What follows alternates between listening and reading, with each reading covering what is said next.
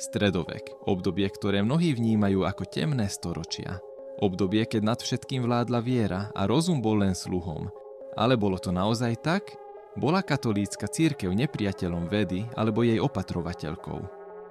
Pravda je zložitejšia. A ako všetko v dejinách, aj vzťah medzi cirkvou a vedou je plný paradoxov, príbehov odvahy aj strachu.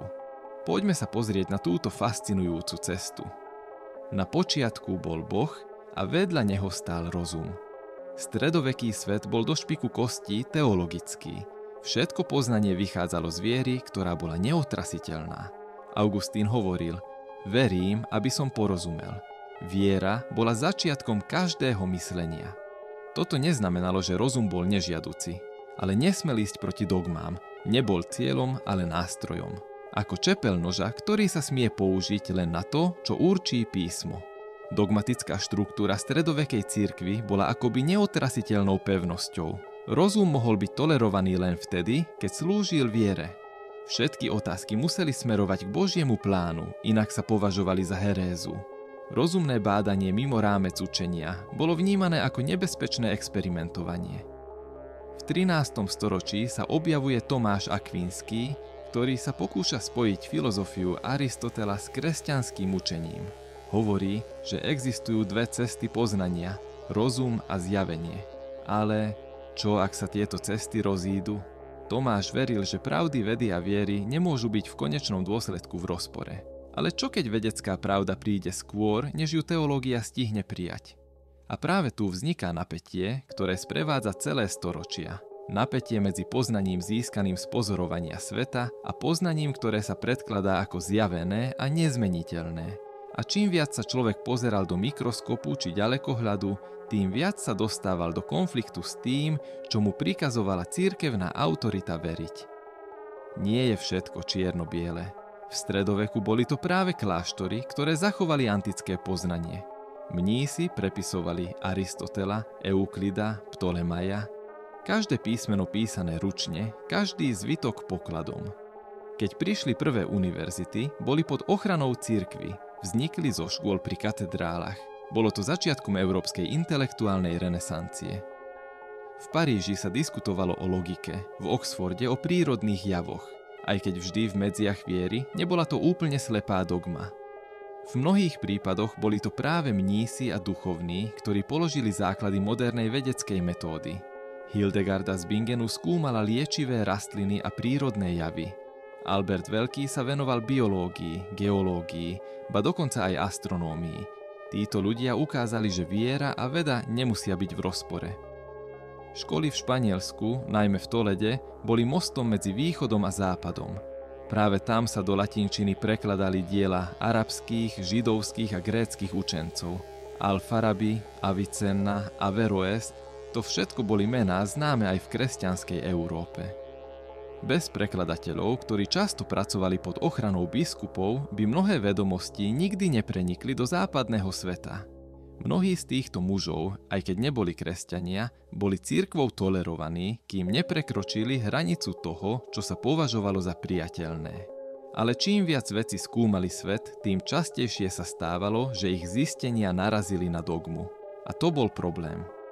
Roger Bacon, františkán, experimentátor, predvídal okuliare, navrhol objektív, veril v pozorovanie. A za to všetko bol uväznený, nie pre chybu, ale pre nebezpečné otázky. Giordano Bruno, astronóm, filozof, mystik, hlásal nekonečný vesmír, žiadne pevné sféry, žiadne absolútne centrum. Aj on bol mních, ale s príliš odvážnym jazykom. Jeho myšlienky boli ako iskra. Cirkev sa bála, že podpália celý teologický poriadok. A tak ho umlčali, na veky. Brunova smrť nebola len trestom za rúhanie, bola varovaním. Signálom pre všetkých, ktorí by chceli spochybniť neomylnosť písma. A tak vedci volili medzi mlčaním a nebezpečenstvom.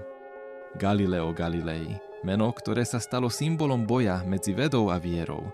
Človek, ktorý sa nebal zdvihnúť zrak k hviezdam a povedať: Zem nie je stredom vesmíru.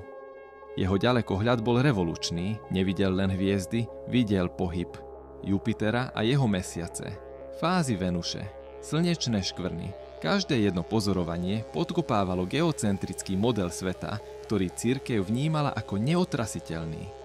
V roku 1616 ho napomenuli. Nemal učiť heliocentrizmus ako pravdivý, ale Galileo neprestal veriť tomu, čo videl na vlastné oči. V roku 1632 napísal dialóg o dvoch hlavných systémoch sveta, a to bolo priveľa. Nasleduje súd, inkvízia, vynútené odvolanie, domáci väzba a slová, ktoré údajne zašepkal Eppur si muove a predsa sa točí. Galileov prípad ukázal, ako ďaleko je cirkev ochotná zájsť, aby si udržala kontrolu nad interpretáciou reality. Nie preto, že by nenávidela vedu, ale preto, že sa bála stratiť autoritu. A vedci ako Galileo predstavovali hrozbu. Cirkev v stredoveku a ranom novoveku nebola len duchovnou silou, bola aj informačným strážcom. A najostrejším nástrojom tejto kontroly bol tzv. Index zakázaných kníh. Vydaný prvýkrát v roku 1519 mal za cieľ uchrániť veriacich pred nebezpečnými myšlienkami. Medzi zakázané spisy sa dostali diela Kopernika, Galilea, Bruna, ale aj Descartesa či Spinózu. Zakázať knihu neznamenalo len cenzúru. Znamenalo to vykoreniť určitý spôsob myslenia. Znamenalo to povedať: túto otázku si nesmieš klásť. Táto odpoveď neexistuje. Vedecký pokrok však často začína práve otázkami, ktoré sa nesmú klásť. A tak sa index stal symbolom strachu cirkvi z poznania, ktoré nevedela kontrolovať. Inkvizícia. Samotné slovo vyvoláva chvenie. Bola to súdna inštitúcia cirkvi, ktorej cieľom bolo potláčanie herézy. Ale čo je heréza? Je to len nesúhlas s dogmou. A tak sa vedci, filozofi, učenci stávali obžalovanými len preto, že premýšľali inak. Systém výsluchov, donúcovania, vyhrážok, verejných pokání či horších trestov vytváral atmosféru strachu. Nie každý bol upálený ako Bruno, ale mnoho iných, vrátane Galilea, prežilo posledné roky života v izolácii, cenzúre a hanbe.